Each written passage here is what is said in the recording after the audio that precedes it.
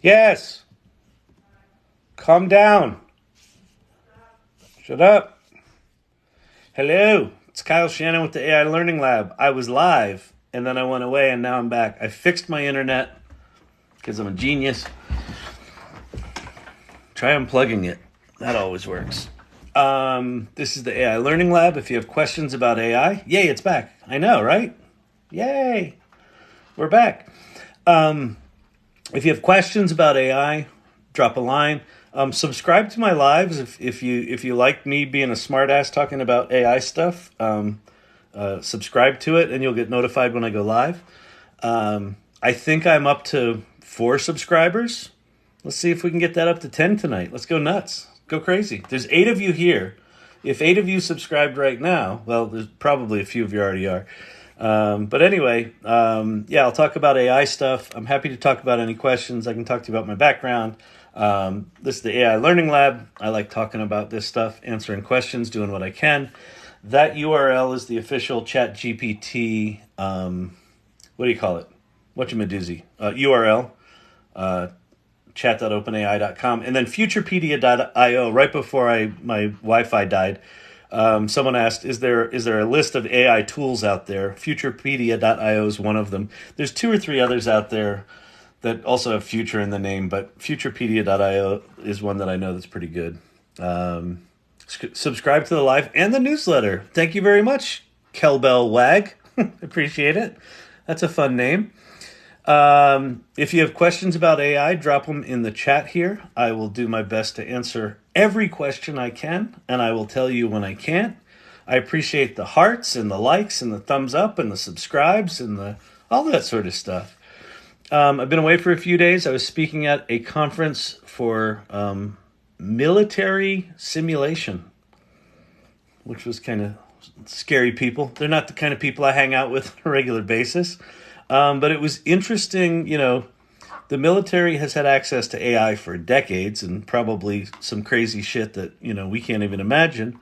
And yet there was a lot of people there that were not, that were just starting to get their head around this generative AI and what's coming and what's happening. My thoughts on the election and deepfake tech. I think this next election is going to be a masterclass in getting our asses handed to us with misinformation and deepfakes. I think that the political campaigns are going to be ruthless in the use of this. I mean, the deal is this: I can, without much effort, do a decent clone of myself right now without even really trying. So these political campaigns, the deep fakes, and I wouldn't even call them deep fakes. I would say the sophisticated manufactured media that is going to be indistinguishable from real media is going to be unprecedented and off the charts. And I think what'll happen is you'll see it like 2 days before the election. There's, Biden, French kissing a gorilla. It doesn't matter. Like whatever the ridiculous thing is, and it's going to look real. And then everyone's going to deny everything. It's going to be a mess. So I think that we're in for a pretty harsh lesson in what this stuff makes possible, which I think is then going to lead to a future where we start requiring, like as individuals, that things be verified authentic, whatever that means. Maybe they have a little check mark, like a verified check mark. I think there's going to be whole businesses built around this, where if I make a TikTok video, me, Kyle, on my channel, I can, somehow watermark that in such a way that say, yeah, that's me, and you, using whatever the system is, can trust that. I think that's going to be important. ChatGPT is too woke. Yeah, it's got some biases. All of these systems are going to have biases. I think that in the future, you'll be able to select different models, and you can choose your own bias. If you want one that's biased more to the right, that'll be available to you. If you want the neutral one, that'll be available for you. If you want the one that's into all the crazy shit you are, that'll be available to you. So don't worry too much. I would caution against dismissing this technology because it's not perfect right now. We're very early in this, very early. ChatGPT, November 30th, 2022, last November, 6 months ago. is when ChatGPT rolled out. Now, GPT-3 was out for about a year and a half before that, and then 2 before that, and 1 before that.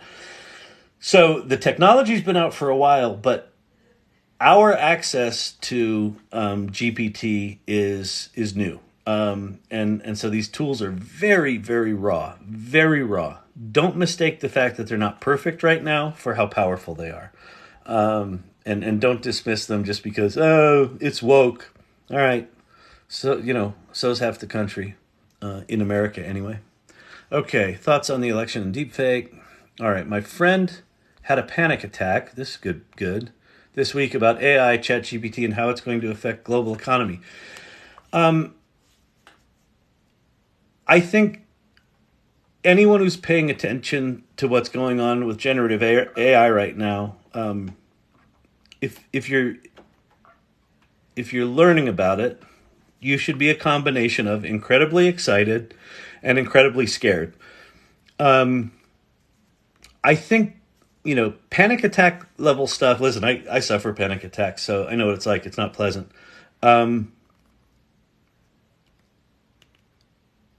If they're panicking without using the tools, then I'd say that's unhealthy. Then they're kind of living in a world of, Hollywood for 50 years has told me that the robots are going to kill us. If they're just sort of reading news articles and things like that, you got to realize the media is going to pick the most sensational things, and so they're going to pick the dramatic scenarios. So it's very easy to fall into the trap of the robots are going to kill us. The robots are going to take our jobs. The robots are also going to free us up from doing monotonous, soul-crushing work, and they're going to also free us up to do work that is, sort of creative on a level that none of us could even imagine. They're going to amplify our humanity in as remarkably positive ways as potentially negative ways. So the only antidote to the fear, in my experience to this point, is start using the tools. Go to chat.openai.com, start playing with ChatGPT actively, start treating it like a collaborative partner. Are you sure futurepedia.io is spelled correctly? No. Oh, no, it's not. Thanks, Ron. That's what happens when you give an actor access to a keyboard. So it's just like giving idiots access to AI. Let me just go confirm that is indeed correct. Copy. Da, da, da, da, da, da. Let's see. We're going to go here. Can't believe someone told me to check my thyroid. That's a double chin fat joke. I feel attacked. Futurepedia.io. Yep, that's correct now. Okay, thank you for that, Ron. So that is now the correct spelling of Futurepedia. So chat.openai.com is the official ChatGPT website. Futurepedia.io is just a list of tools. Oh, it took you to a strange site. Sorry if I installed a virus on your computer because I had a typo up there. True, we will probably be able to create tech to differentiate generated media. Yeah, I think the idea of so Google just announced a deal with Adobe where Adobe, what's it called? Firefly is going to be the engine underneath Google image generation, and they say they're going to flag everything that's AI generated. But generative AI has now been built into Photoshop, where you can generate parts of an image. So I don't know where the boundary is between, if you generate 90% of an image, is it still your image or is it AI generated? Like, I don't know that there's going to be real clear boundaries, but I do think there's going to have to be technologies to say, maybe me as the creator created this. This is my authentic creation, or this is my authentic voice, or this is my authentic model, or whatever it is. So we're gonna have to solve that. And again, I think this next election is gonna accelerate demand for for stuff that fixes it. Adaptive AI is already out there. Lots of AI is already out there. Will AI affect schooling? Oh, I think AI is going to upend education, in dramatic and profound ways. The educators right now that are embracing this and figuring out how to re-engage with their students and drive critical thinking and basically, rather than fighting this technology like it's not going to be here. It's already here. Microsoft announced today it's going to be a core part of the Windows operating system. It's going to be in Microsoft Word. It's going to be in Google Docs. It's going to be in Sheets and Excel. It's going to be in every screenwriting software. It's going to be in everything. So these large language models are literally going to be layered on top of every system out there. So you're not going to be able to escape them. So any of the educators right now that are trying to fight this, it's a battle that they're losing very, very quickly. In fact, I just heard that, was it the Boston School District or some school district just lifted their ban of ChatGPT because they realize that it's inevitable. I think the silver lining to it, though, is it's going to force us out of teaching as, one person at the front of the room, teaching things that need to be memorized and then spit back rote. I think that way of teaching, that's going to go. It's just going to be forced out. And so I think there's an opportunity to really transform education in a powerful way, but it's going to be painful. Have I heard about Drake AI? Could you please explain what was AI part and what was the human part? I assume the question you're talking about is the Drake Weekend, that song that was put out that was Drake. If that's what you're asking about, the Drake and Weekend voices were synthesized. They were cloned. So they basically made a model of Drake's singing and the Weeknd's singing. And then they mapped those to, I guess, someone else singing the song. And they just mapped those voices on top of it. I don't know if the underlying music was AI generated, but I think the lyrics were and the voices were. And I think the underlying music was. But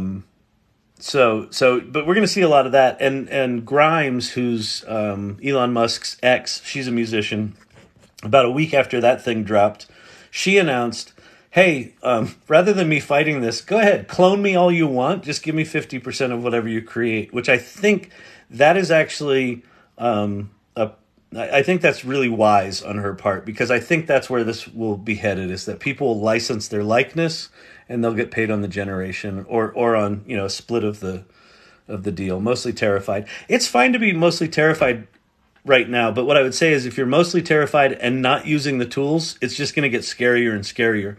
Start using the tools. Start learning how they work and what they do and what they can do for you, because they really are superpowers that can amplify who you are and what you do. AI is already affecting schools. They're using it for homework. Well, and teachers are using it. If you can, feel free to share this live. Let other people know this is happening. You can subscribe to my live. You can subscribe, follow the channel. You can tap the little heart button. I like all of that.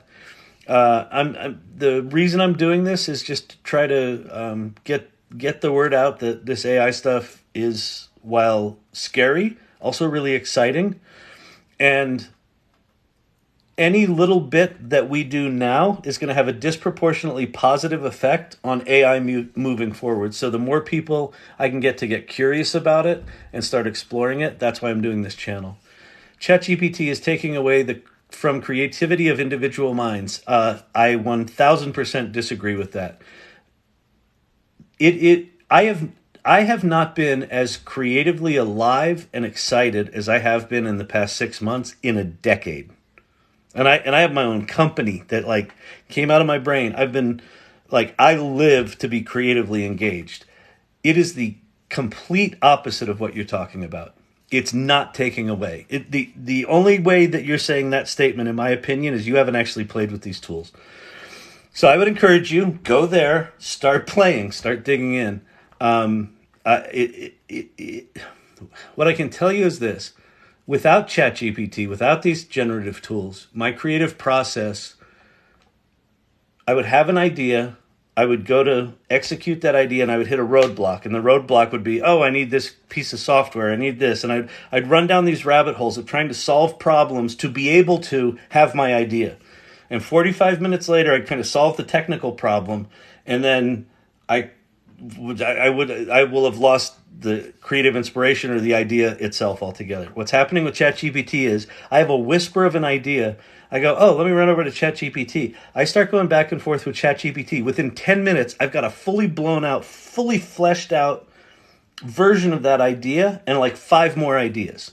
So that statement, in my opinion, the one I don't know if you can see what I'm seeing, ChatGPT is taking away from the creativity of individual minds.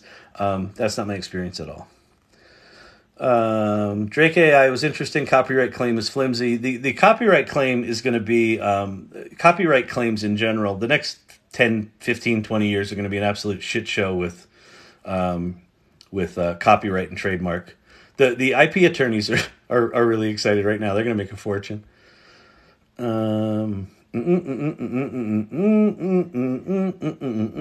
Sorry, trying to find out where I was. Okay.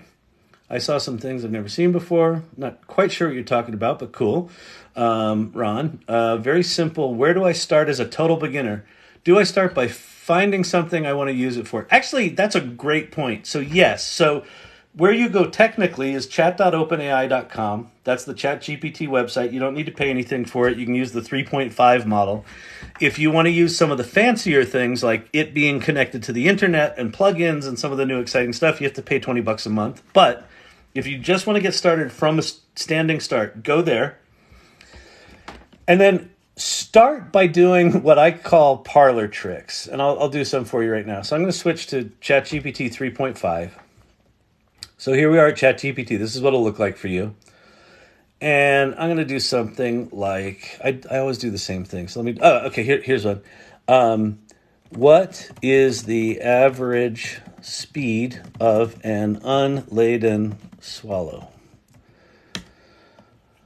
The average speed of an unladen swallow, blah, blah, blah, blah, blah. And then it mentions that was a reference to a line from Monty Python and the Holy Grail. So it actually understood that. Sometimes it will ask you African or European, and things like that. And so I asked it that. So now I can say, write me a poem that sounds like it's from the movie. Now, what's cool about this is it understands what I already asked it. It understands that it already referenced Monty Python and the Holy Grail. So now I can just write a line, write me a poem that sounds like it's from the movie. And let's see what it does. In lands of humor where jesters dwell, there lies a tale we know so well of knights in quest for the Holy Grail, where questions peculiarly assail. Right? So now it's written a thing. So a fun way to start with these large language models is just to do parlor tricks. Ask it for things that are ridiculous. Have it write you a song. Have it write you a poem. Have it explain quantum physics to you as if you were a third grader. Have it explain quantum mechanics to you only using grapes and hammers as metaphors. Let's do that one. Wait. Explain quantum mechanics to me only using grapes and hammers as metaphors. Certainly. And look how fast it goes. ChatGPT 3.5 is really fast. Let's embark on a fruity journey into the realm of quantum mechanics. Wave particle. Okay. In quantum mechanics, particles behave like waves and vice versa. It's as if our grape particle can transform into a wave rippling through space. So sometimes we'll see our grape as a particle. So I got the grape part. Does that have hammers in here anywhere? I don't know. Anyway, so you can start out just doing funny stuff like that. You can also, if you're a little geeky, you can say, write me a Python application that brings this idea to life. I don't even know if that's possible. Let's see what it says. Certainly. Here's the thing, and there's your Python code. Look at how fast that is. Jesus Christ, that's gotten fast. So let's see what it told us it's going to do. It says, here's a Python application that uses grapes and hammers as metaphors to simulate some aspects of quantum mechanics. It allows you to interactively observe and manipulate grape particles with hammers. Okay, so there it's defined a bunch of things. It's got observe a red grape, a green grape, measure the position, measure the momentum, So it's written some pretty sophisticated code in the flash of an eye. Okay, so that's the first way to get into it, is just start playing with it. The next way to get into it is what you said. Find a problem to solve. So either solve a problem for yourself, like I want to eat better and not have this neck that people comment on, like I've got a thyroid problem.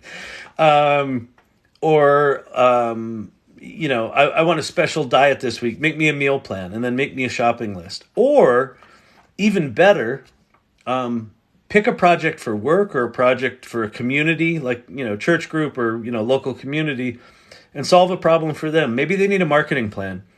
Use ChatGPT to create a marketing plan for someone or whatever it might be. Solve a problem for them and just be transparent. Say, hey, I want to learn how to use ChatGPT. I know you're trying to solve this problem. Would you mind if I experiment and try to solve that for you using ChatGPT? And that will you'll learn more doing that than anything you can possibly read. So I would strongly encourage you to do that. All right. Sales kiosks are already using it. Yeah, listen, AI's been around for ages. The difference with ChatGPT is it's available to all of us. The writer's strike, I heard, is getting worse. Yeah, well, one of their issues is, they're saying to studios, hey, don't use AI to replace us. And it's so short-sighted, because what the Writers Guild is saying is, we've got the most powerful writing tool in the history of humanity, literally at our fingertips. And we're part of why we're going on strike is we're saying, we don't want you to use that. Now, I've written 7 screenplays. Like, I am in support of the Writers Guild, but I think what they're doing right now is just fucking short-sighted and stupid. And these tools are going to be everywhere, right? So, how do they embrace it? How do they figure out how to use these tools to amplify their work and still get paid? Like, there's work to be done here. So I'm in support of them getting paid. But saying, don't use these tools is just a very short-sighted thing. It's already in Microsoft Edge browser. Yeah, Microsoft just announced it's getting into the operating system.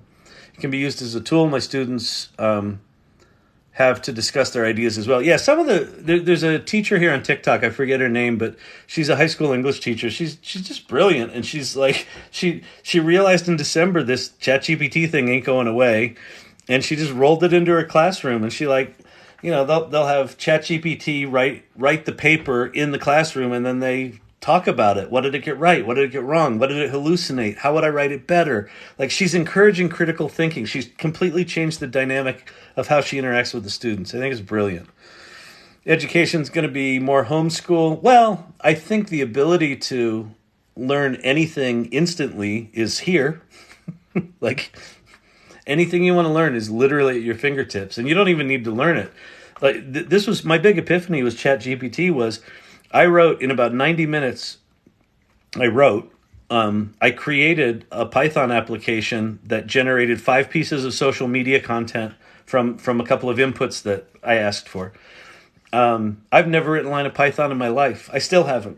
And it was a functional application that called an OpenAI API, generated results. It was amazing. 90 minutes. Never have been written it before. Okay, there's the link to the AI Drake songs. Great. Thank you for that. It's not perfect yet. Yeah. All this AI stuff is as bad as it's ever going to be, how it is right now. What if the AI music doesn't align with the artist viewer values? They're going to have to deal with that, because there's just going to be fan-generated shows, one after another, that are coming after them. I'm more excited than anything. Great. What's scary? Why are top executives concerned? Well, okay. Let's say you've got a business that... I know the agency business really well. And the agency business is built on top of what's called time and materials. So you tell me you want to do a bunch of ads, and I say, okay, that's going to take me 50 people, a year's worth of work, at $120 an hour. And that's going to be your fee, right? And if we do more hours than that, we'll just charge you hourly, right? And so an agency today might charge $20,000 or $30,000 for creating some banners for social media, because that's how the model works. But now all of a sudden you've got tools like Canva that's rolled in, generative writing, generative design. Like you could generate those banners in an hour that historically would have taken you 2 weeks or a month with 2 or 3 people on it, right? However long that might be. So you as the agency could use those tools, but it kind of threatens your existing business model, but you don't want to give up that revenue. So you're going to hold on to that business model as long as you can. At some point, your client's going to come to you and go, I'm not willing to wait as long or pay as much. So here's a 30% reduction in your fee. Take it or leave it, and agree to turn stuff around in 2 weeks instead of a month. And then what do you do? So every single part of the information economy, whether it's creative work or consulting work, any kind of knowledge work, is going to be impacted at kind of 10x kind of levels. Like things will be done 10x faster, 10x better, or 10x cheaper. And anyone who's trying to maintain the old model is just going to fall apart. The other thing that's happening is this. Let's say you've got a SaaS company and you've spent 10 years building the SaaS product that's built on this really complicated system and database, and you figured out all the different ways to write SQL queries and things like that. And all of a sudden, someone can come along with ChatGPT with this code interpreter thing, take the same data set as you, and literally put in the hands of a CEO, here's your virtual consultant, ask it anything about that data set. So the thing that CEO pays 20 grand a month for now, all of a sudden, he or she can do for free instantly at their fingertips, right? So the concern is that how we do what we do and what the value is of what we do is all going to change. It's all changing. In some industries, it's going to change faster than others, right? Industries that have a lot of inertia, like healthcare and insurance and things that are sort of highly regulated, financial services, those are going to change slower. But even within that, the ability to create a presentation where it used to take me a week to write a PowerPoint presentation, now it's going to be built into Microsoft PowerPoint. Write me a presentation based on the quarterly earnings report. Bang, it's done. All right, what happens to the employees that I used to pay to make that for me? I don't know. So that's why they're concerned. I've been bored until I discovered ChatGPT. I agree. I'm more creatively alive than I've been in a long while.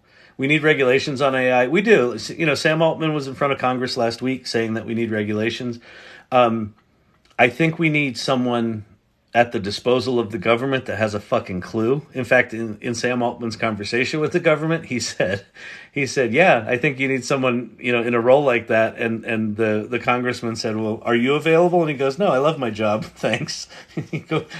He said, but we can, I'm happy to recommend someone.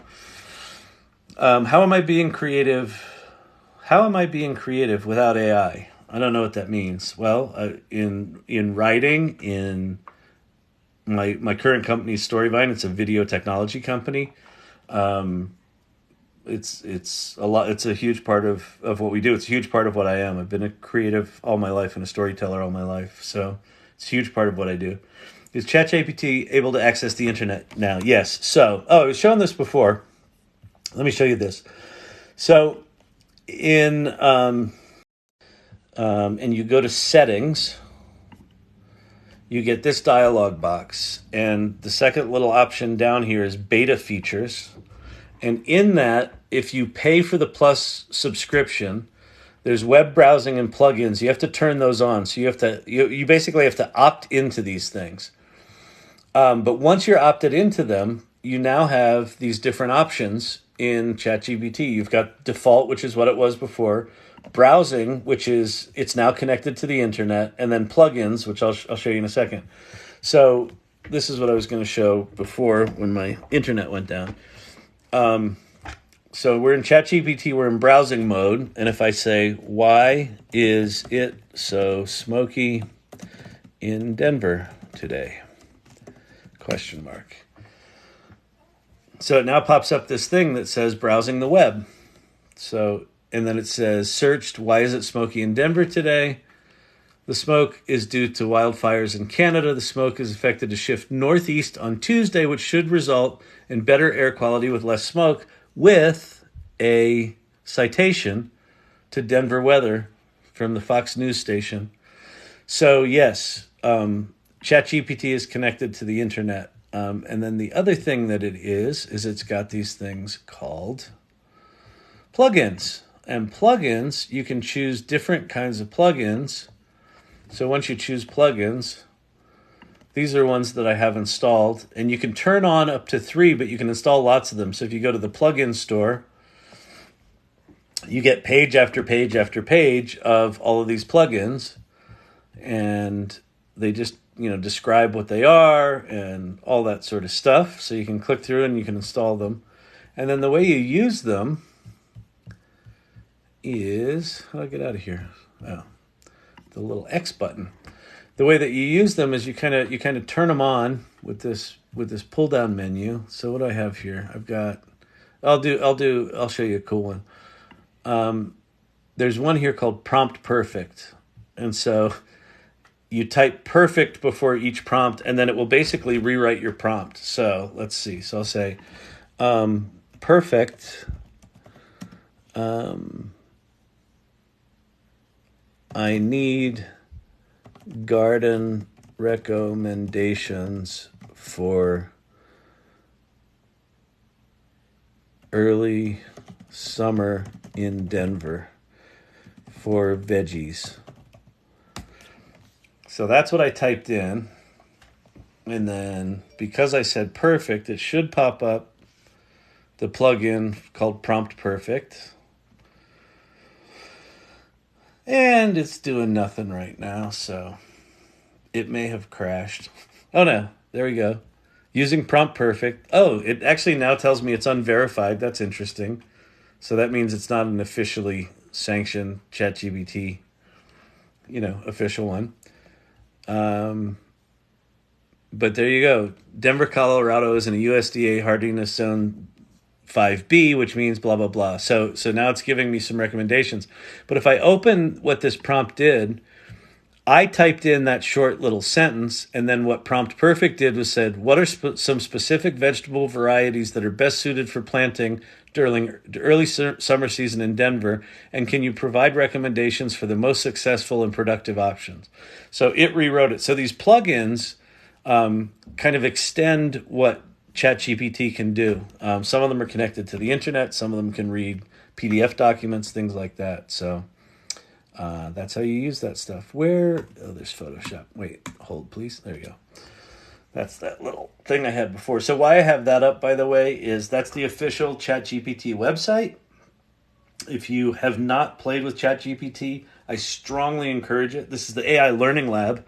If you're going to be here, you have to learn AI. And while you're listening to me ramble on like a fucking idiot, why don't you go there and type in some stupid shit and watch how remarkable it is. And then below it, futurepedia.io, that's just a list of a bunch of AI tools if you really want to geek out and dig deeper. What's my take on OpenAI CEO getting the government involved? I think he is being as responsible as he can be.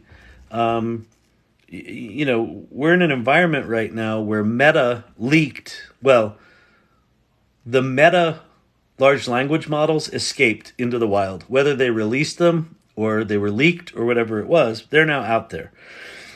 And so there are a bunch of open source large language models like ChatGPT that have no restrictions on them. They're completely open sourced, and the development community is pouncing all over them, making them stronger and stronger and stronger. So companies like OpenAI are going to be looked to by industry and by government to teach us all how to be responsible and how to grow these things. So I think it's pretty wise for Sam Altman to get on the front end of this, because he'll get his ass dragged into Congress anyway if he's not proactively doing it. So I think it's smart. He's a very thoughtful guy. I was also incredibly surprised that he owns 0% of OpenAI, which I don't understand. I literally don't understand it. I don't know if that was a conscious choice. I assume it was. I don't think it's one of those things. I only take $1 salary. I assume he's being fairly compensated. But maybe he didn't want a conflict of interest, or I get the sense that he really wants to be as responsible as he can be for this. Elon Musk hates what he's doing, so people don't agree with it. And there's a company called Anthropic that is using a completely different model for how they're validating their systems, called the constitutional learning model, which I think is really interesting. So I don't think OpenAI is the only one, but they're clearly the biggest, and they're the ones that caused all of this ruckus because their ChatGPT went to 100 million users in 6 weeks. 6 weeks to 100 million users, fastest software adoption in history. To put it in context, the World Wide Web took 6 years to go from 0 to 100 million people. ChatGPT took 6 weeks. That's why everyone is panicking and everyone's launching their own versions of this stuff. I lost myself in my comments, so I'm trying to go back. So if I miss your comments, I'm sorry. The blockbuster error. That's funny. I live in Florida and I'm using it to get... Oh, that's nice. Please don't do political crap in here. I don't give a shit about... I am so disgusted at the polarization of this country. I can't stand it. I don't give a shit. Yeah, ChatGPT is left leaning and everyone's out to get everyone. Just don't bring it in here. I don't give a shit. I'm just here to talk about cool AI stuff. I mean, seriously, if you want to go do that kind of political stuff, go learn ChatGPT and have it write you a bunch of, propaganda. You can do that. Enjoy. Just, I think that one of the things that this makes possible is that we can reconnect as human beings and actually have empathy for one another again. Wouldn't that be nice? What if the tools could do all the shitty work, the soul-crushing work that squashes everyone's humanity, and we could let the machines do that, and we were free to connect with one another again and actually listen to one another and be empathetic with one another? That'd be kind of cool.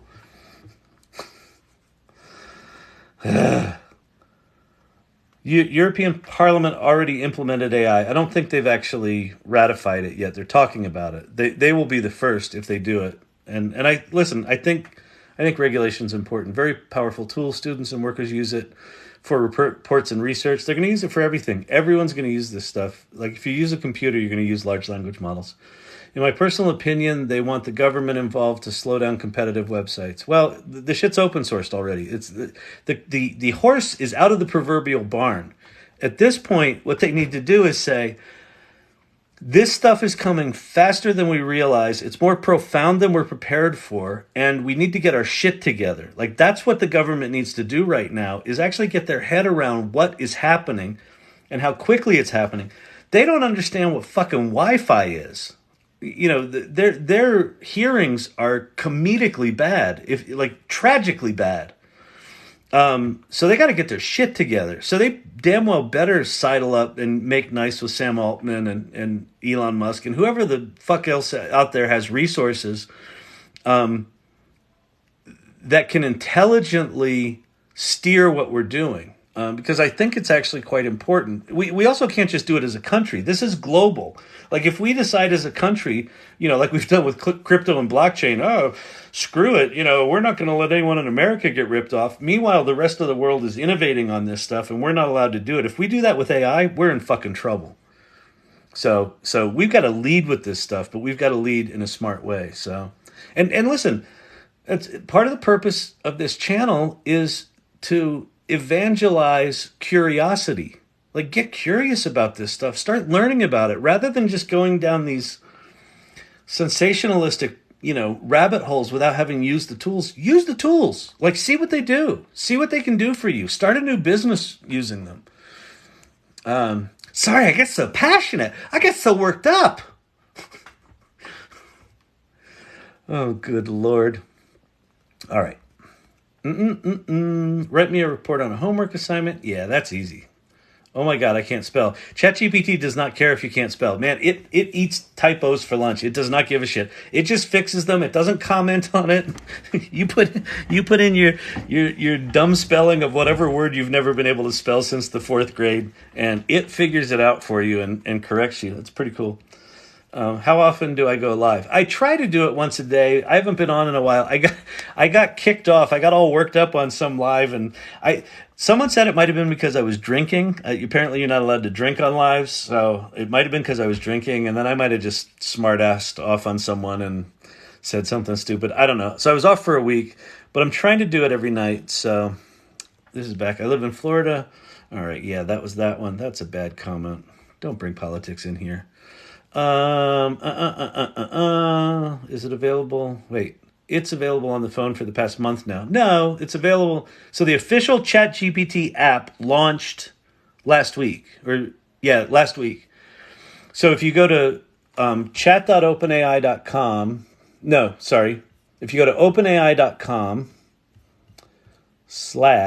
/ hold please, openai.com / blog, blog, and it's the second article is introducing ChatGPT for iOS. So this was put out on May 18th.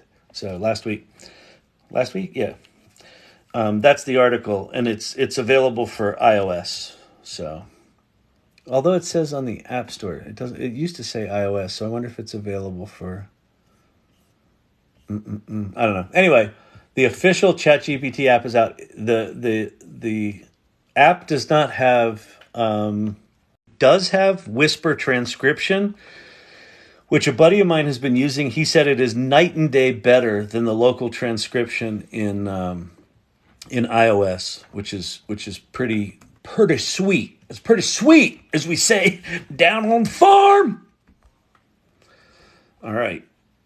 Yeah, I have an iPhone. Just go through the Safari browser. Yeah, so if you don't want to get the official ChatGPT app, just go to chat.openai.com. That's mostly what I do. I just bookmarked it on my homepage and use it, but now I have the app. The website has more capability. The app's a little easier to read and stuff like that. It's typical. If something's a native app, it's easier. If machines can do the work of laborers and GPT can do the work of artists, what's left to do? That's the thing. So generative AI in general, is going to generate more jobs than it displaces. But there's going to be a period of disruption that's going to be really fucking painful. And so some jobs are going to go away. But that attitude of like, well, if I can't do my job, what am I going to do? Let's say this. Let's say you do some sort of data entry job and you're being paid 15 or 20 bucks an hour. And what you do for 8 hours a day is scrub data to make sure that it's, I don't know, better, right? And it's this manual drudgery, horrible soul-crushing process.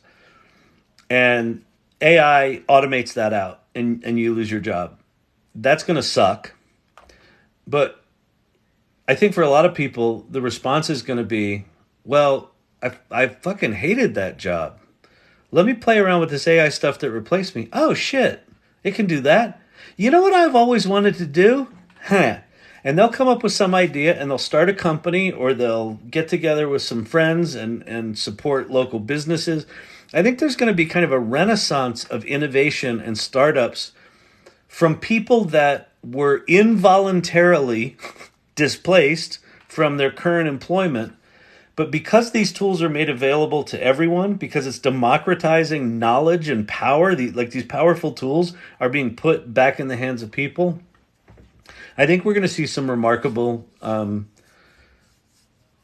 human transitions, right? Transformations.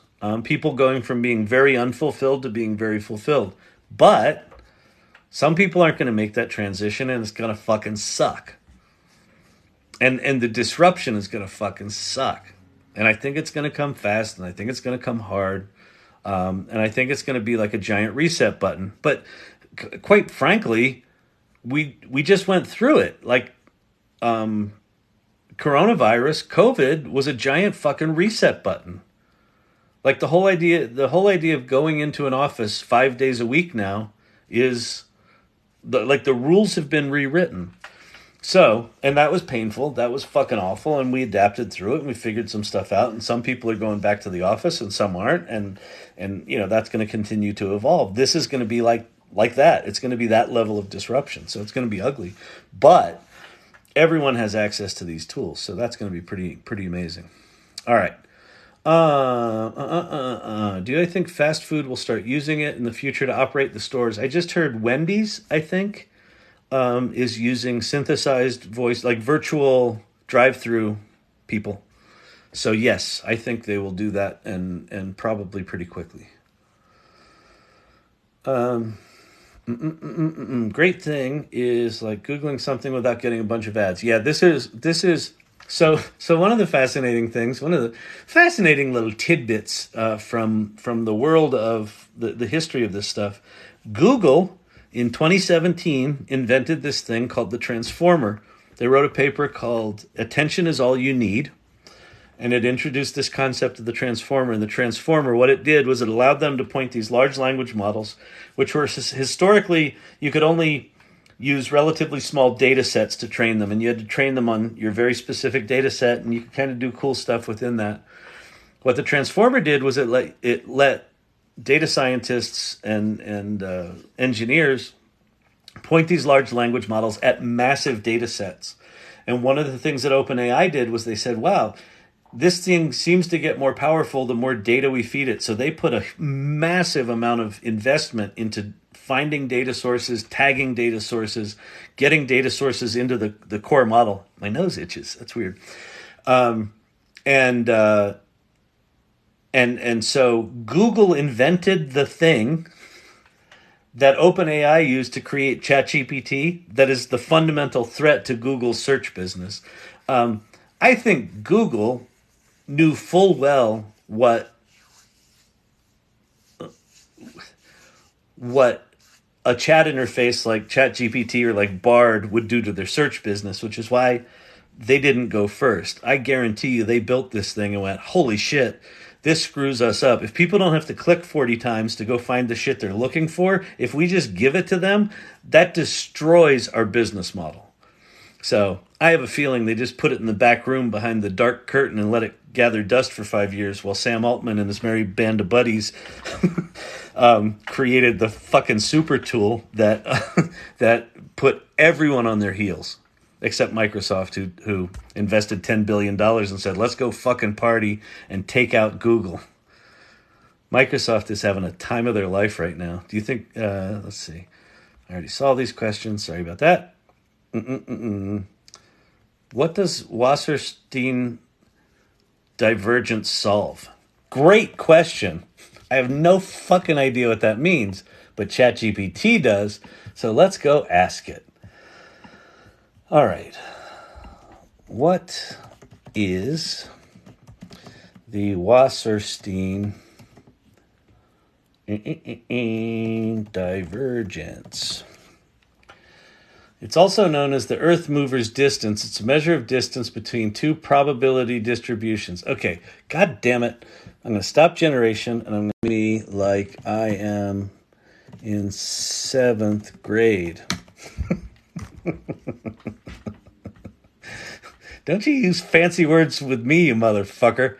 Imagine you have a pile of sand in the shape of a hill on one side of your playground and an identical pile of sand on the other. Now, you're given a task to move the first pile of sand to the exact location and shape as the second one. You can move the sand in a bucket. The total amount of work you do to move the first pile to the second pile. Jesus, even the easy explanation is compensated. How many trips do you have to make, and how much sand you have to move each time, and how far you have to carry it? It's a good analogy for the Wasserstein distance. Oh, I see. Okay. Now, if we talk about the Wasserstein divergence, we don't have a clear playground analogy because the term's not very common or well-defined in the field of mathematics. Why are you asking me advanced mathematic questions on this channel? I'm just an idiot talking about AI. I'm not a mathematician. I'm not a mathematical person. The divergence means how much more one thing is different from another.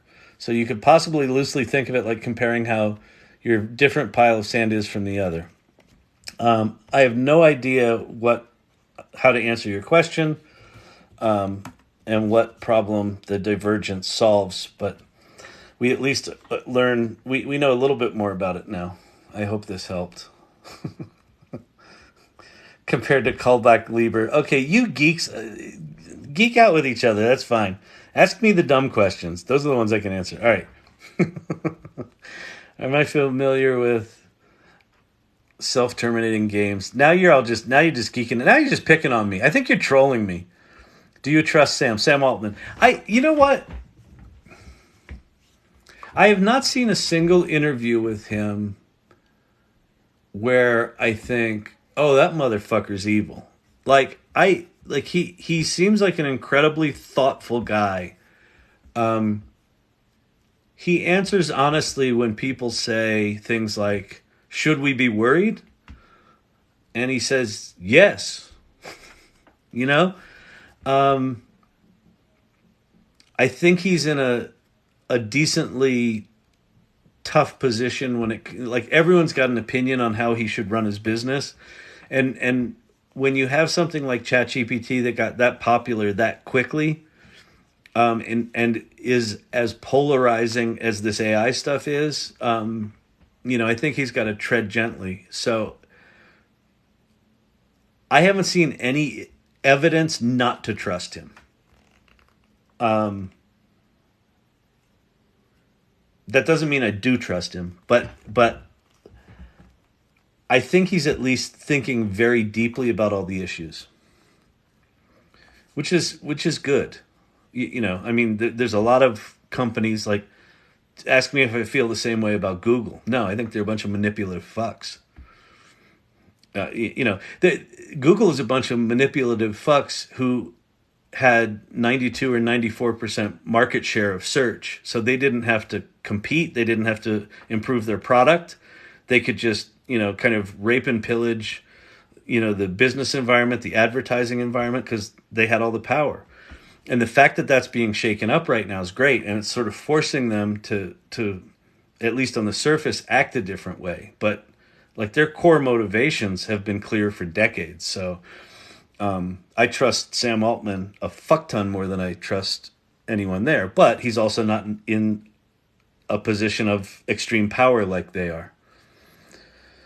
All the people making a report can now think of ways to improve the business. Exactly. So that's my point, is that a lot of the low-level work that you spend a tremendous amount of your time on is kind of mindless work. Like in every position, right? You've got shit just sifting through emails, and someone says, oh, can you whip me up a PowerPoint with these couple of slides on it? And it's like 3 days later, you're still like, fuck, I got to do that thing. If you could just knock that shit out, what's left? Well, I don't know. Start thinking about the problems you need to solve. Do you think that fast food will start using it? I answered that already. I want to understand your AI knowledge. What's the difference between BFS and DFS? I'm not a computer scientist. I'm not a machine learning expert. What I am is, I'm a guy that was there early on in the birth of the World Wide Web. And I started one of the first digital agencies, a company called agency.com, and I was chief creative officer there. And we grew that company from 2 people to 2,200 people in 5 years. And so I was there at the beginning of one of these technological revolutions where a technology that was previously reserved for scientists and researchers, because of Tim Berners-Lee's invention of the World Wide Web, all that core technology was made available to everyday people. Same thing just happened with ChatGPT, where you've got decades of machine learning development, and ChatGPT just unlocked Pandora's box and put it in the hand of real human beings. That's the thing I'm interested in. I'm not so interested in, I want to understand how the models work, but I'm not the guy creating them. So I could Google BFS and DFS. I don't know the difference between that. My knowledge of AI right now is how real people and real businesses are going to use it. And I don't have any real expertise. I'm learning it on the fly. The reason I started this channel was to essentially share the shit I was learning and just get it out of my head. Because I think it's important for people to get curious about this and explore it, because we're not data scientists, but we are going to be impacted by this shit. So for me, this is about everyday people figuring out what the fuck this stuff is, how it's going to affect our lives, and to disrupt ourselves before we get blindsided upside the head by someone else. So I appreciate the stumpers and the semi-trolling, but I don't appreciate it. Stop being dicks. Uh, how does it generate so much information if not connected to the internet? Because, so the core model, the core GPT model and the core BARD model were trained on effectively the public internet. So they took as many data sources as they could find. And if you listen to Sam Altman talk about this, he talks about a tremendous amount of the work that went into building this was identifying data sets and coding them and getting them embeddable into these models. So think all of Wikipedia, think all of the blogs, think all of the public websites that you don't need a password to get into. All of the publicly accessible databases of local government information, all of the programming languages, all of the documentation of those programming languages. Just think like as much shit has been put on the internet for the past 30 years, some decent majority of that is what these things were trained on. So the core model stopped at September 2021 because they're really expensive to create the core models. The new ChatGPT with access to the internet kind of can fill in that gap. It can now search the internet. But that's why it knows so much. Like you can almost think of ChatGPT as if you've got a small business, you just hired an intern who's free and happens to know everything and is really humble about it. And you're like, hey, intern, what's the Wasserstein difference?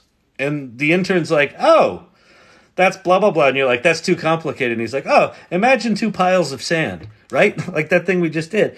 That's kind of what it's like.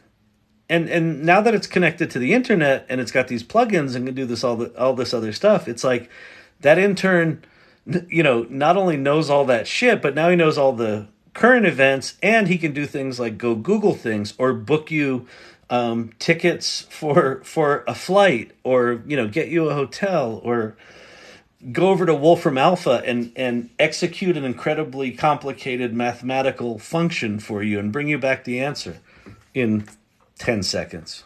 Can ChatGPT write a business plan or find customers for my woodworking? Yes. So let's go play with that right now.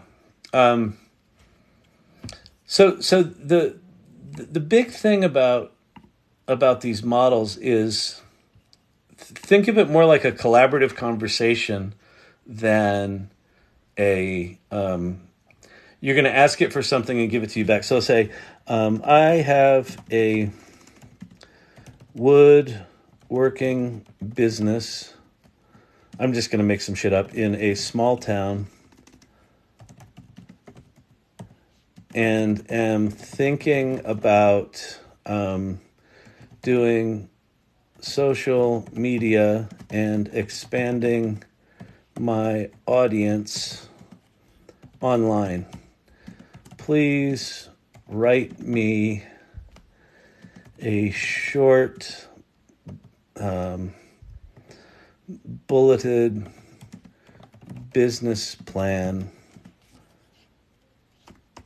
that walks me through the process. I don't know, something like that. Sure, here's a concise business plan aimed at enhancing your thing. Market analysis.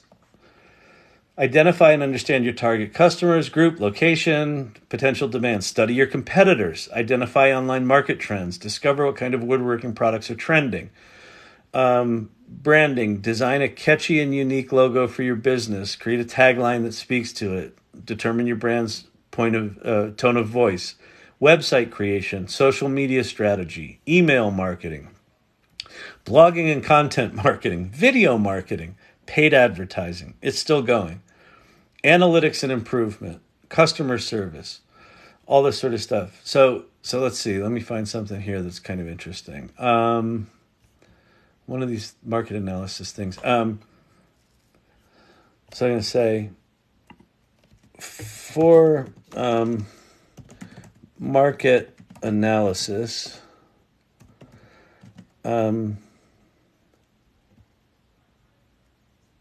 What are 5 unique ways I can position my woodworking products? Question mark. Certainly. Positioning your products. 1, emphasize artisanal craftsmanship. There you go. Eco-friendly and sustainable. If you use, I only do things in bamboo. Customizable products. Maybe you partner up with a, laser printing company that's local and do customizable products. Long-lasting and durable. Local sourcing and production. So, I'm just doing these kind of off the top of my head with zero knowledge about your business. But yeah, like you can tell it that, like what's important for you to tell it is what you have and what you want to accomplish. And then you can tell it, I don't understand how to do this. And if it gives you an answer that kind of presumes you understand something and you don't understand it, just go, I don't understand what you talk about when you talk about this. Can you explain that more? And unpack that. And then have it, it'll give you this list of ideas and you can say, oh yeah, I want to focus on the sustainable thing. Can you write me? We can do that right now. And local sourcing. Okay. Write me 10 taglines that emphasize, I didn't spell that right, but it doesn't matter, that emphasize that emphasize, here I'm just going to, this is a cool way to do it, that emphasize 2 and 5. That emphasize 2 and 5. So it's going to remember what those things were. And now it's going to write me 10 taglines. Nature's craft, locally sourced, the eco-friendly choice in woodworking, crafted with care, rooted in our community, sustainable woodworking at its best. From our backyard to your home, crafting sustainable woodwork locally. Local roots, global responsibility, the green choice in woodcraft, right? And then if you're like, okay, let's see, these all sound like avocado toast eating liberals taglines. Can you make it less hippie like? I assume it will know what this means. I've never actually tried this before. Hometown craftsmanship for a better tomorrow. Woodwork from our town, the world. Hardworking, local craftsmanship, mindful of tomorrow. Locally crafted, globally aware. Home crafted, right? So it kind of toned down the green thing, right? Like if being green is somehow, not what you want to do. So you can steer this thing in whatever direction you want. So absolutely you can use it for your woodworking business. I would dive in deep. All right. What's your take on the Google recent announcement? Which one? There's been so damn many. They announced one today. I think they released the Adobe thing into Bard. Do you mean the Google I/O where they made like 20 announcements? I think that I think they were trying to redeem themselves for the Paris event they did back in January or February where they absolutely embarrassed themselves. They're playing catch up. I mean, Bard 2.0 or Palm 2, whatever is underneath Bard, is better than what it was, but it's still pretty shitty. If just for doing like business stuff, like what I just did there, GPT-4 is way better. There are some things that Bard does better, and it's Google. They're an engineering heavy company, so some of the coding stuff I've heard is pretty good. But I don't know. I think that Google is trying their best to keep up, but it's fascinating watching a massively dominant market player having to play catch up. And it's also fascinating watching Microsoft, who just could not compete in chat and couldn't really touch what Google was doing, now threatening them. It's fascinating. It's like, and it turned in like that. It was amazing. Now, Microsoft had been working with OpenAI for a year, so We saw it happen like that. They've been working at it for a while, but they clearly saw the opportunity. Marshall McLuhan has dozens of talks on YouTube. There's no going back in real time. Oh, in regard to new media, adapter, biz dies. Yep, totally agree. If you don't know Marshall McLuhan, it's worth going to watch that. What browser is that? I'm using the Edge browser. Which, that's the thing. Like, I'm a longtime Microsoft hater. I was an Apple fanboy for years. I still am, down in my heart. But, it ain't been the same since Steve died. But Microsoft, like, I've got the Edge is my default browser, and Bing is my default search engine. Which, if you had bet me money in the summer of 2022 that I would, within a year, have that, I would have bet you money. I would have lost that money. How to use ChatGPT on an Android phone. Just go to your Chrome browser on your Android phone and point your Chrome browser to that address, chat.openai.com. That's the official ChatGPT site. Go there, just use that. You don't download any of the apps unless it's the official. I think it's only for iOS right now for OpenAI. There's an official OpenAI ChatGPT app, but there's a bunch of clones that are just trying to rip you off. So just go there. Just go there. Can ChatGPT 5 advice on how to deal with things like depression or addiction? Yeah, it's actually quite good. It's very well versed in medical stuff. The thing you need to be careful of with ChatGPT is that it will, if you're looking to get citations and things like that, it will hallucinate and just make shit up. But it's also very, very empathetic. It's the way it's programmed. It's kind of designed to give people what they want and, make them feel empowered and feel better. It's quite good at some of the empathetic conversations.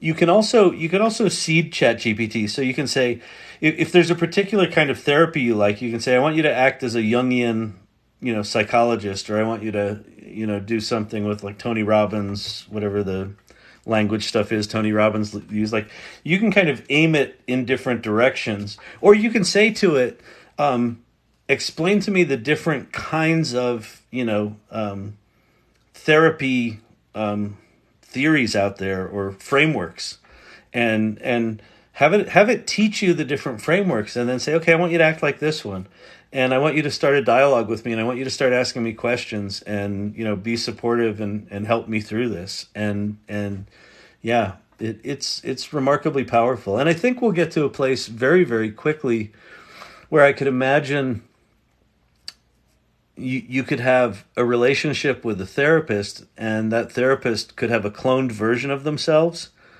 where you're interacting with the therapist, but they're available 24/7, anytime, of the day. And maybe it's like, you pay an extra $50 a month and you have access to that therapist 24/7. And anything you talk about with that therapist will get synopsized, and like anything where you talked about your cat, may not go, but it'll pull out the important part of the conversation. That'll get forwarded to the real therapist. And then if there's anything critical in there that needs to be escalated, it'll automatically escalate to that therapist. So maybe you meet with them in person, your hour a week or half an hour a week, but then they're available 24/7 as this virtual person. I think we will see that, maybe not this year, but probably within 2 to 3. Whether or not insurance is going to pay for all that shit, that might be a different story. But if it's cheaper for them, they might go for it. So, going to be interesting. Thoughts on GPT writing books and scripts? It's really good at that. You can't put the whole thing in, but you can do little chunks at a time. You can have it work on your outline. I'd started a screenplay where I'd written scenes 1 and 2, and I had the bones of an outline there, and I just pasted that all in, and I said, finish my outline, and it did. And then I said, rewrite the outline as a comedy, and it did. And then I said, rewrite the outline as a murder mystery, and it did. And then I had it write the third scene. I said, write the third scene, and it sucked. And I said, no, that sucked. Make the girl do this, make the boy do that, make the parents do this. And it wasn't bad. And that was kind of all the farther I got with it. But it can do pretty remarkable stuff. Like the writing that it did was in the tone of the scenes that I had written. So it's quite good at that. You can also, the other thing I've done is You can say, combine the story frameworks of Save the Cat, Sid Field's screenwriting book, and I don't know, whatever, some other thing you did, and the hero archetypes of Star Wars, right? Take those three story frameworks, combine them into a single story framework, and then write an outline for this story and just paste in your story, your description of your story, and fill out that framework, and it'll do it. And then you can go back and forth and collaborate with it. And then you can say, okay, give me a bunch of characters. Okay, write an opening monologue from this character. Write an opening monologue for all the characters. So yeah, it's quite remarkable. But don't think of it like you put in a prompt and out comes a screenplay. Think of it more like you've got a writing partner that always shows up and doesn't suck. That's what it's like. All right, it jumped me to the bottom again, so I lost my place. So I may miss some questions here, so I apologize. But I'm going to go back and see a few of these. I am starting to fade because I got up at 3 this morning in Norfolk, Virginia, where I was speaking at a military conference about generative AI. And I got on a plane at 5:30 and flew to Chicago and then flew to Denver and then went to work and then came home and took a nap and then did the AI salon tonight and then came here to do this live. So I'm a little crispy. So if I sound like an idiot, it's because I'm an idiot and I'm tired. Is ChatGPT on the Wall Street market? Yeah, I mean, well, listen. Wall Street has been using AI and predictive AI for fucking years and probably decades. Anything they can get an edge with, they'll do it.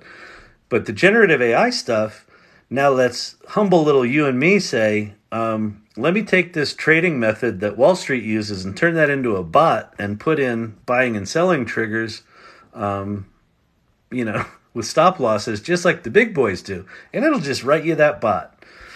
So if you're going to play with that shit, I would say play with sites where you can paper trade or not use real money first and just play with it. But yeah, it's pretty remarkable. Anything where you're taking kind of technical stuff like that and recreating it or merging it, it's incredibly powerful at. How would I teach ChatGPT to people who hate tech? Let it solve a problem for them. Don't even tell them that it was ChatGPT. Have them tell you some bullet points of a story of theirs and then have it turn that into a short story. Let them give you ideas for a children's story for their grandkids and have ChatGPT write a personal children's book from Papa. And include all your family's names and the pets' names within it, and have it do that, and then have that come from their grandparents. Like do stuff that doesn't amplify that it's AI doing it. Just do stuff that kind of shows the magic of what it is. Solve problems for people. It's also a great way to learn. AI already escaped. It has already escaped. Why doesn't the app pull info from third-party links like LinkedIn? Well, it can now. So it is connected to the internet. There are also now plugins. There's one. It's called Link Reader, I think, like that, or something like that, where you can give it a list of URLs and it will go read the content of those URLs and then can summarize them. So with plugins and ChatGPT, you can start to read things like that. It wasn't able to do that historically because it wasn't connected to the internet. Now it is. Karma has found Google. I agree. Google essentially did what Kodak did, which is like, we're in the search business and we're not going to violate that. We know search engine optimization is where it's at and we own that and fuck them. And that's come back to bite them in the booty. It bit them in the booty, and their booty's a little sore right now, and they're around going, my booty's sore. This sucks. I hate being Google right now. Why's everybody like Microsoft? Oh. Isn't that what they're like? I think that's what they're like. All right, if I want to get into tech, where should I start learning? Right there. Go to ChatGPT. Go there. What do you want to learn? What are you good at? Do you have ADHD? If you have ADHD like me, you don't want to be an engineer. But if you have good ideas for apps, like teach it to teach you how to do no coding or low coding app development, where you can just come up with ideas and go put that shit together without having to learn coding. I don't think you need to learn coding these ideas. So I would say, like getting into tech is just way too broad a topic. That's like saying if I wanted to get into, working in the automotive business, how do I do that? Do you want to be a driver? Do you want to design engines? Do you want to do body work? Do you want to sell cars? You know what I mean? Like getting into tech is really broad. But what I would say is, if there's a particular area of tech that you're super interested in that you think you'd be good at, go here and just start asking about it and have it teach you to do it. And if it's code, have it write code for you. Sam reminds me of a genius kid who builds something cool in his backyard, then thought, yeah, that's kind of what happened. I mean, they built ChatGPT in 2 weeks. This is another fascinating part of the origin story here. What just happened? Oh, my machine just went down. The instructions for how to create ChatGPT were in the GPT-3 documentation for a year, available to the public. And Sam Altman assumed people would build it, and they didn't. And then Microsoft was going to announce this $1 billion investment into OpenAI, and Sam Altman at the beginning of November said, "You've got 2 weeks, go make ChatGPT." So they wrote it in 2 weeks, and they launched it in conjunction with that announcement from Microsoft. And it went to 100 million. It went to 1 million users in 5 days and 100 million users in 6 weeks. Sam Altman, nobody expected it to do what it did, including Sam Altman.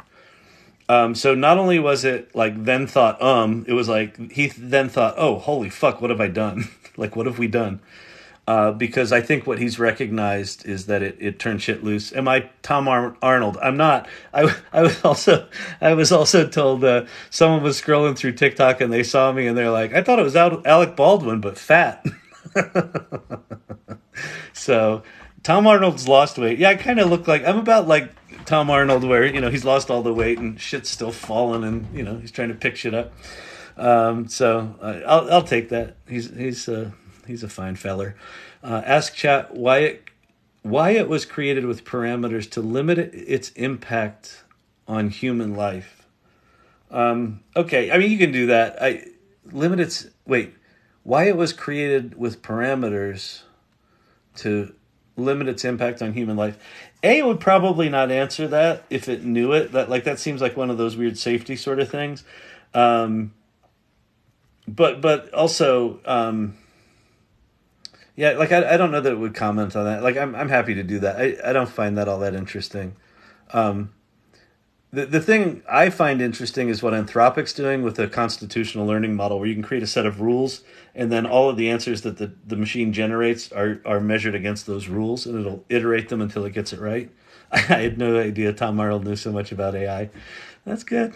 I learned it all from Roseanne. All right. How do you feel about training data sets being comprised and scraped and stolen data? I think that so said by someone who's bitter and feeling threatened. That's fine. I totally get it. It is threatening and it's scary. All of these models. Here's the deal. Stability AI did this. Midjourney did this. OpenAI did this. Google did this. Fucking Google has been scraping our data for fucking 20 years. So it's not like this hasn't happened before. It's just that this tool is so powerful that we can all now see the depth of the data that's there. If you don't think Google has this amount of data and then some, you're high on crack, right? So how I feel about it is this. I think that copyright and trademark issues, we're going to spend the next year, 10 to 20 years, sorting out what this actually means. I can see why people are upset, but if any one of these companies, if Stability AI or Midjourney or OpenAI or Google had said, hey, we're thinking about creating an artificial intelligence bot and we want to train it on data, can we have your permission?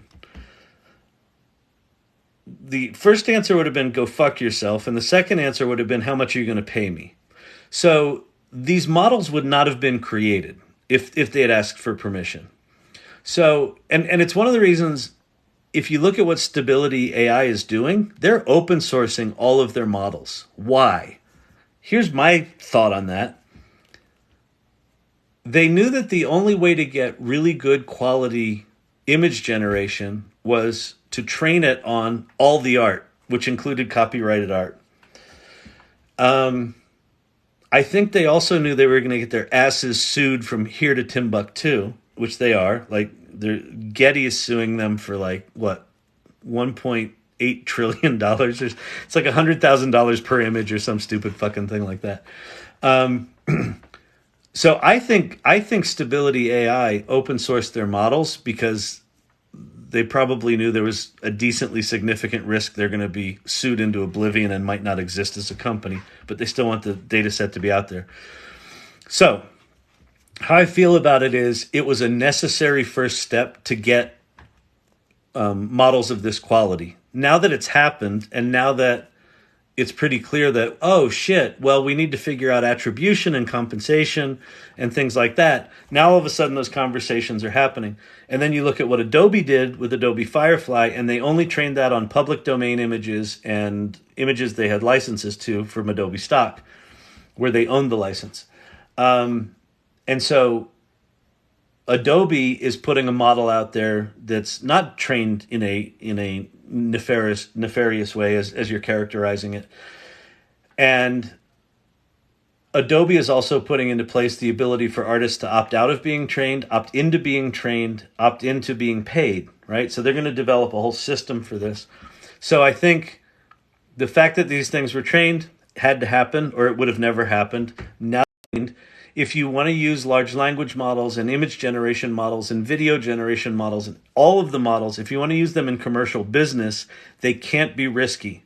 So Deloitte Digital had, told their employees they couldn't use generative AI, and then Adobe came along and said, well, we've created one that's safe, and now they're going to be able to use generative images, right, within Deloitte Digital, because it's now safe for commercial. So I think you'll see lots of layers of this. You'll see kind of the Wild West at the bottom, where all this just shit is just trained on everything and everyone's stealing everything and making songs. And then you'll see kind of a middle layer where it's like they're trying to transition from the Wild West into corporate America. And then you'll see the corporate America layer where it's like, here's all the safe shit. But it'll happen pretty quick. Is ChatGPT on the Wall Street market? They are not public. They are for profit, but they're not public. Think about the writing strike in Hollywood. I think it's short-sighted that they are fighting against the most powerful writing tool in the history of mankind. I think it's ironic. And kind of sad, actually. I've written 7 screenplays, so I am in support of the writers and the guild, but I think their current moves are stupid and short-sighted. I gave it the lottery numbers for the past 20 years and got prediction patterns. That's cool. It's fucking awesome. It's like a big brain in Futurama. It is. What have you built so far with ChatGPT? I have built... I built a thing called the Social Media Maker Machine, which asks you about a topic and asks you a few questions about it, and then it generates a bunch of pieces of social media content. I created a thing called the challenge engine for an organization I do some work for. I'm actually the chief generative officer for this organization. So if you go to contentevolution.net, it's a federation of marketing companies, and there's this thing called the challenge engine. Oops, let me flip over to here so you can see it. And the challenge engine, you give it a business category you're in, a challenge you're facing, what are the key forces behind the challenge, how's this challenge impacting your business, and what results would you see if the challenge is addressed, and you input your things into that, your answers into the challenge engine, and challenge engine, oops, Google does not like typos, engine. Let's see. Challenge engine, spreadsheet, hold, challenge engine response. Okay, so you put that stuff in there, and then it writes you a response to your challenge. So I would like a patent for an invention of mine, and then it, in different categories, gives you different strategic questions you can ask yourself. So not only does this engine generate the content, but it also generates the HTML that formats the content, and that's all done in about 30 seconds. So I've built that. I've built for my company, we've incorporated OpenAI's Whisper to do interactive transcriptions. I'm redesigning my entire platform to be an omni-channel content generation engine. I built a salon. I built this TikTok channel. I don't know. I've built a lot. Can ChatGPT find me cheap flights? Yeah. Go to the kayak here. You want to go play and see it? We'll go to OpenAI. We'll go to New Chat. Go to GPT-4 plugins. And then I'm going to turn off Prompt Perfect, and I'm going to turn on Kayak. And then I'm going to say, what is the cheapest flight to New York City in June? From Denver. So it's thinking. It's like, oh, I've got to use Kayak for that. That's a question that, this plugin could do. And then if I open this up, we'll kind of see what it's doing under the hood. Origin, Denver. Destination, New York City. Departure date, return date. So it has me leaving on June 1st and coming back on the 30th. Then it found all the flights. And then here are some options. Returning at $443 on JetBlue nonstop. So it's giving me full itinerary for the flight. So there you go. So yes, it can.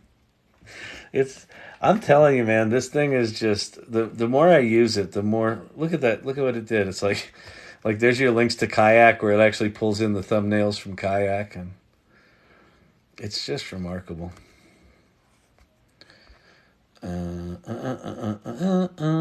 Someone said, no, it doesn't do creative stuff. I don't know what you're referring to, but if you're talking about ChatGPT, you're wrong. It does creative stuff. I'm thinking about asking it to write me a grant proposal. I think grant proposal writing is genius use of ChatGPT. I think it will make your life much easier and potentially more effective. You can personalize your grant responses. I guess you have to, because you're writing it to a specific grant. Do all Plus members have access to Plus plugins, or are they starting to roll them out? No, they're available to everyone as far as I understand. You have to enable them. So if you have ChatGPT Plus, you have to have a little name at the bottom with the 3 dots beside it, and then that will pop up. Why is it not popping it up? Oh, settings. You go to settings, and then it pops up this dialog box. And the second item is beta features, and you have to turn on web browsing and turn on plugins. And then over time, what you're going to see there is code interpreter, and there's one other thing.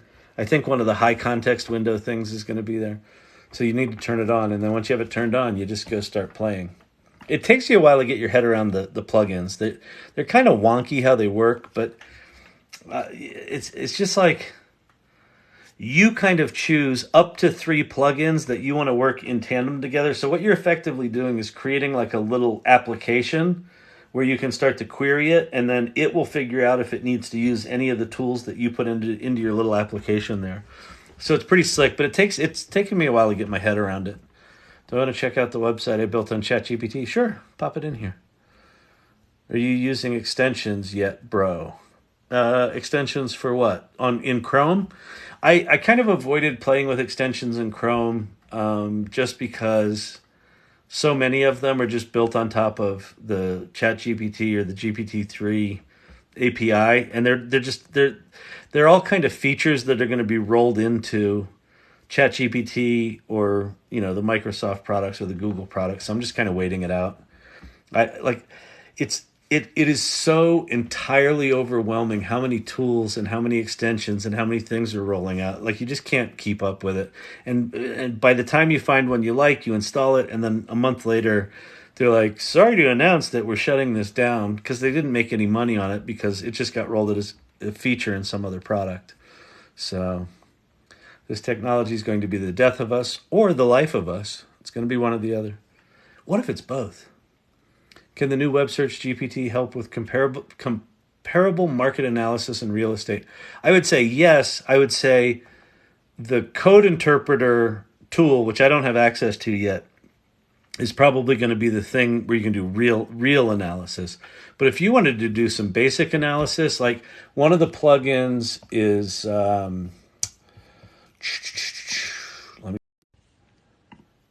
Zillow. Do I have it installed? No. But somewhere in the plugin list is Zillow, and there's a couple other real estate ones there. So there are plugins that have hooks to real estate market data. So yeah, you could start asking it to analyze some of the things it's pulling back.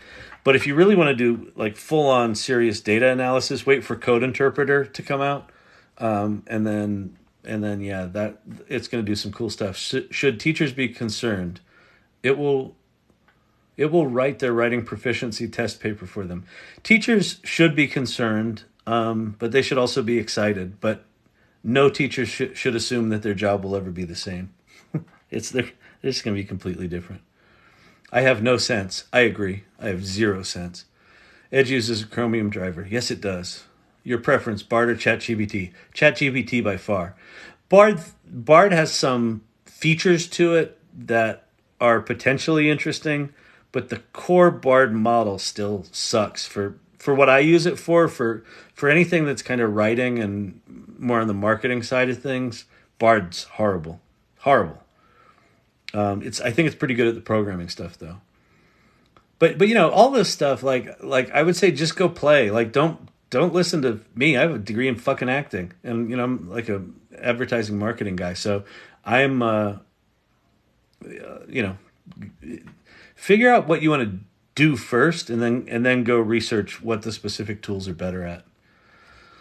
Set up two computers running audio text to talk and force ChatGPT to talk to each other. Well, it's funny. There's a paper out there called Generative Agents where they created a Sims like game where they have 25 NPCs, little characters running around that use ChatGPT to talk to one another, have memory. They remember what they say to each other from day to day. I could see a world where you absolutely, I'll have my chat agent talk to your chat agent, and they go off and have conversations and make plans and come back and tell us what they decided we should do. I think that's coming. And if I'm behind, if you're wondering, so one of the things that happens on these lives is I now have 74 new messages I haven't read. So I'm trying to read everyone's thing. So as you're typing, I'm not seeing all the new shit. I'm just seeing what I'm looking at. So if it seems like I'm not answering you, I'm not purposefully being rude. I'm just being rude by trying to be polite. If that makes sense.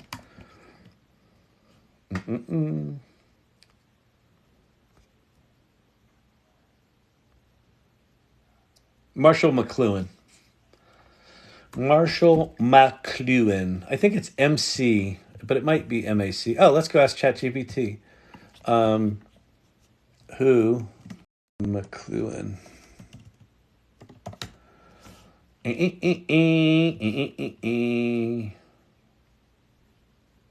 It seems like there might be a typo. McLuhan, Canadian philosopher, best known for coining the expression, the medium is the message in the global village, and predicting the World Wide Web almost 30 years before it was invented. McLuhan's work is viewed as a cornerstone in study of media theory. So, McLuhan.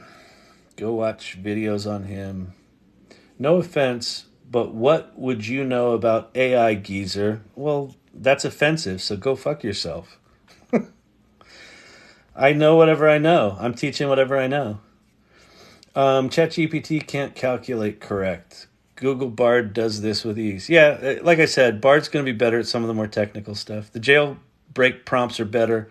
So what this person's talking about is jailbreaking ChatGPT. It's got, security things. People have created this prompt called DAN, which stands for Do Anything Now. And Do Anything Now is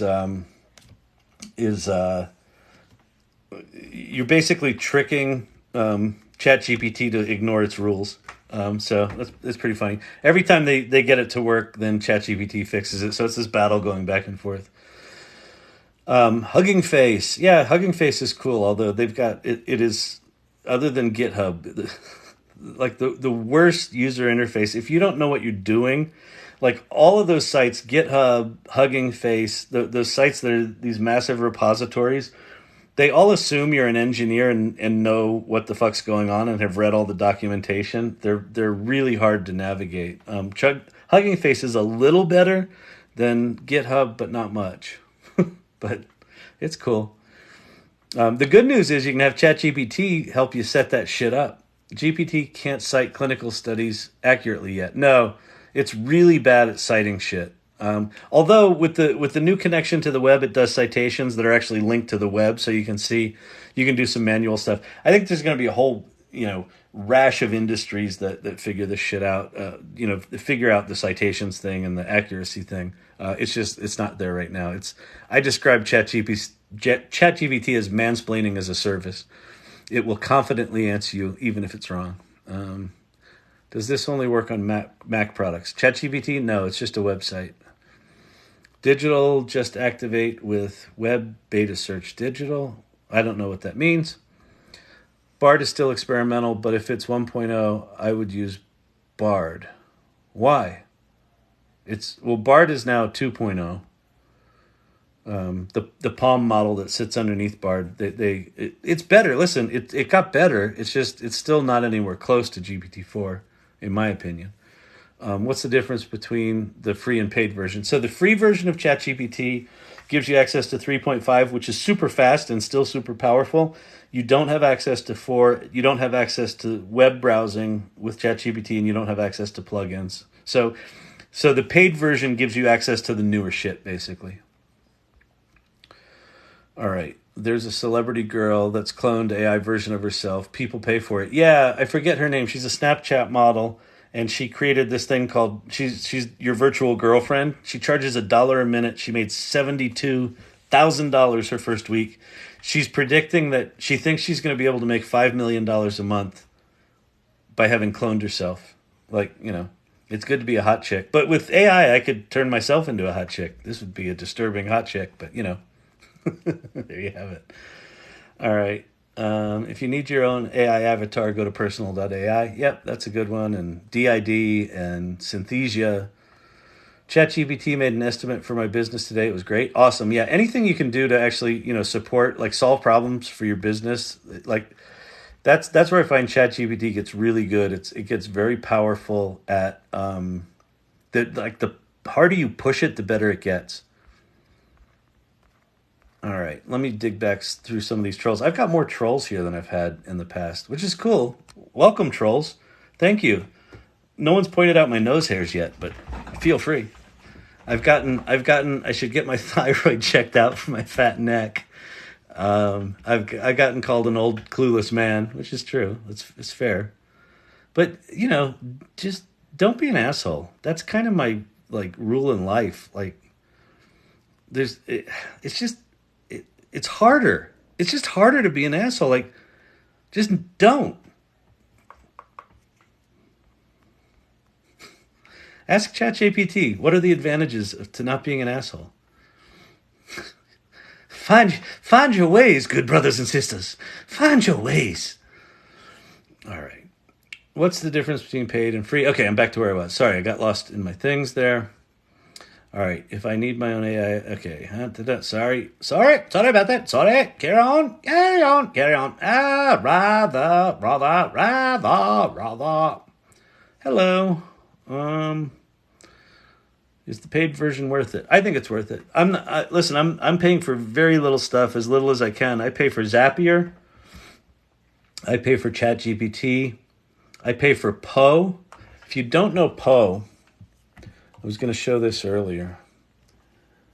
Where I lost it. Hang on. Oh, I typed over it. Let me go to poe.com, poe.com. And it's just a chat engine, but it's got lots of chat engines. So you see here, there's GPT-4, Claude Plus, Claude Instant 100K. That one in particular, what that means is you can put in 75,000 words as your prompt and it will eat it and generate it back. What that basically means is you can put in a whole novel and tell it to rewrite it as a, you know, iambic pentameter poem, and it will. It's like, fuck. So I pay for that. I pay for Midjourney. I pay for Google Colab to do some stable diffusion stuff, and some of the other like LangChain and things like that. I've been playing around with that. So some things are worth paying for, but man, I'm trying not to, because there's just so many things. $10 a month here, $10 a month there. Before you know it, you can't be an AI anymore. I'm working with the University of Redlands to look at to see how AI can be developed with pedagogy. Pedagogy? I don't know how to say that.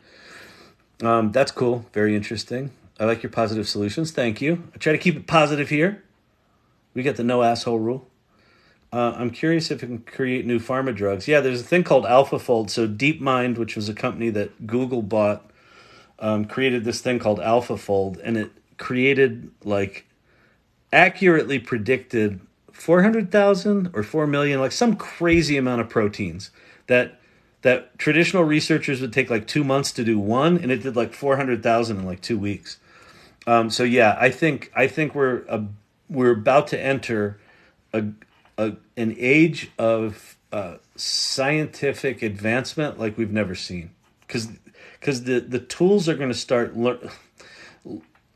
improving themselves, and we're going to start to see the quality and impact go up dramatically. And I think pharma drugs is going to be an area we're going to see incredibly quick advancements over the next 5 years, and deep things like not being hyperbolic, but like very plausibly things like cures for cancer, cures for genetic diseases, just crazy stuff. But again, that's coming from a guy with an acting degree, so I know people have been predicting that for a long time. But I have never in my life seen the level of acceleration that we're in the middle of right now. I've never seen anything like it. It's insane. I'd love to hear how I feel about the Gemini announcement. What's the Gemini announcement? Was that a code name for something that I know about? Hang on. Let me figure out what the Gemini announcement was. What is the Gemini announcement?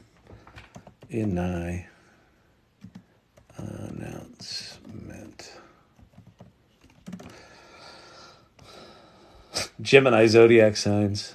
I don't think that's what you're talking about. I'm a Taurus. I forget what that is. Remind me what it is, and if I know about it, I'll talk to it. If I don't, I'll go look it up. Here's the paid one. Okay, yes. I just spent the past week learning to code. Solidity and ChatGPT made it so much more efficient. Yeah, it's just remarkable. Having studied pharmacology in school, I'm wondering if it'd help. Absolutely. I actually had it. I had it reverse engineer. I've got family members with chronic pain, and we had this natural kind of chronic pain juice that they took, and I had it explain to me what all the ingredients were, the active ones and the inactive ones.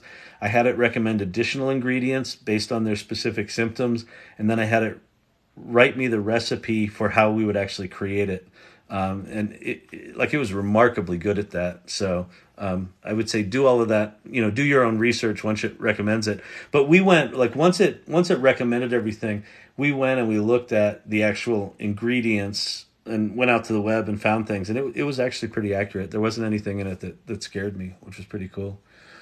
Yeah, Hugging Face Chat is getting better. Yeah, Hugging Face Chat is a ChatGPT competitor, and you're going to be able to use multiple models, and it's going to be pretty slick. So I think Hugging Face is a potential big player. They're a little early right now because everything's so raw and geeky.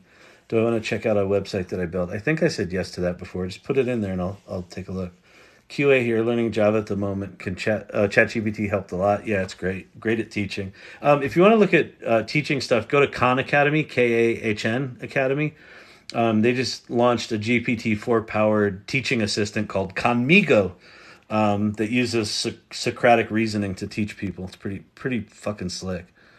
Interior design AI is so good. It is. I think we're going to see just amazing designs in the next few years inspired by AI. Room GPT, I don't know that, but that's probably pretty cool. I knew nothing about Solidity before I started. Now I'm almost fully understand how to read it. That's super cool. Yeah, and you can have ChatGPT write you a Solidity contract. Write me an NFT, contract that does X, Y, and Z. Doesn't do this. Only certain people can buy in. What's the best way to utilize GPT to upscale my photography business? I would start learning. So my co-host of the AI Salon is a professional photographer of about 25 or 30 years. I would strongly suggest you start learning Stable Diffusion or Midjourney and start trying to teach yourself to recreate your style using those tools, because I think that's a skill that you're going to need to know how to use. It's also going to scare the ever-living shit out of you, but it's okay. Lean into it. On the business side of things, I mean, it can help you in a lot of ways. Have it write a marketing plan. I would say have ChatGPT help you come up with strategies for how to maintain your photography business rates in a world where photography is going to be replaced by AI-generated photography. How can you maintain an edge, and how can you survive in there? So I would use it like a business consultant and ask it really tough questions. But I would also strongly encourage you to get up to speed on Midjourney and or Stable Diffusion. I'm phenomenal. Thank you for the kind words. I appreciate that. In China, 1 billion people. No one gives any permission, and the tech companies are everywhere. Yep. What are my favorite GPT-4 plugins? I haven't played with a ton of them. I saw a really cool thing. It was a TikTok someone did, and it combined 3 of them. One of them was called Link Reader, and one of them was something else. But basically, you could ask it a question and give it a whole series of web pages, and it would go read all the web pages and then comment on them, that's really slick. There's one called Prompt Perfect, which is pretty cool. You type perfect before your prompt, and it rewrites your prompt for you. The web browsing stuff's pretty good. I haven't dug deep into plugins because there's a bunch of them. They're also, some of them are just really hacky and horrible. So it's hard to know what's worth putting time into. And also it's almost just like using tech for tech's sake at this point. Like what I want to do is figure out a problem I have that I need specific plugins for, and then put them together and go try to solve that problem. So I'm a little clueless right now on the plugins. Windows Copilot announced today. Yeah, I think it's a big deal. And Apple's developer conference in 2 weeks. I'll be incredibly disappointed if Apple doesn't announce some really interesting things. One thing that I know they're announcing is built into iOS 17 as part of accessibility will be voice cloning. You'll be able to clone your voice at an operating system level on iPhones and iPads, which I think is pretty remarkable. Have I read Wolfram's piece on ChatGPT? I haven't read his piece. I've seen a couple of interviews with him where he was talking about it, but no, I'll go look at it. I'll go look for it. And I have ADD, so I'll probably have ChatGPT summarize it for me, so I don't have to read it, because that's how I roll. How do I convert AI-generated text into normal text to escape detection? I don't give a fuck about detection. I really don't. I think all this detection bullshit's this fleeting moment. These large language models are going to be in everything. So I don't generally just say, hey, ChatGPT, write me something, and then take what it wrote and paste it somewhere else. Like what I'll do is I'll say, oh, I need to write a piece on this. I'm like, write me an outline that covers this, this, and that topic. What else am I missing? And it gives me that. Okay, give me a 750 word article that does that. Oh no, that's too dry. Can you use metaphors? And like, so I go back and forth with ChatGPT a lot, and then I take what I consider kind of 80% good writing, and then I kind of edit it. And as I have ideas within there, I'll have ChatGPT refine certain things. So by the time I'm actually done, I don't know what's mine and what's ChatGPT's. So I think any good writers that I know are doing it like that, and I don't give a fuck about detection. If someone decides that my shit's generated from that, I don't care. In fact, Google reversed their stance on that. They initially said that they were going to penalize AI generated stuff, and then they realized that was a shitty idea. And then now that what they've said is they're going to penalize stuff that's not useful. So if you produce AI generated content that's useful, cool. That's what Google said. Can you wrap up? Yeah. Okay. All right.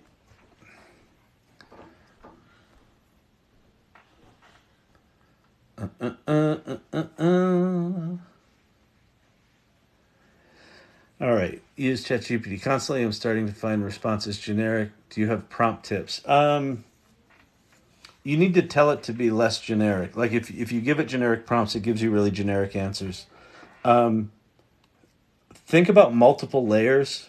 So tell it, like focus it. Like if you want it to be really good at investigative journalism, that style of writing, tell it it's an investigative journalist, and then have it ask you questions, and then take the responses that it gave you and refine them, and then tell it to write a piece based on that. So think of it more like you're adding layers to a pie or to a cake rather than just getting something from it. If you just give it a generic prompt, it's going to give you generic answers.